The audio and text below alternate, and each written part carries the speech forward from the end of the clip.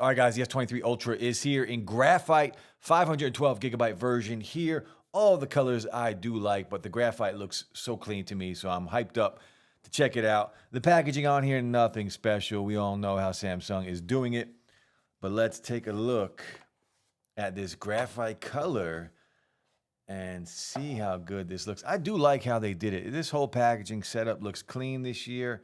I do really enjoy it, but let's just get a look at this, the S23 Ultra, and look how good that Graphite looks. Let me know what is your favorite color on this year's phone. Now, definitely a bigger set of lenses here on the back. As someone who has used the S22 Ultra for most of last year, definitely a noticeable difference in the size of the lenses, but this color on here is super clean. That matte finish on here, beautiful.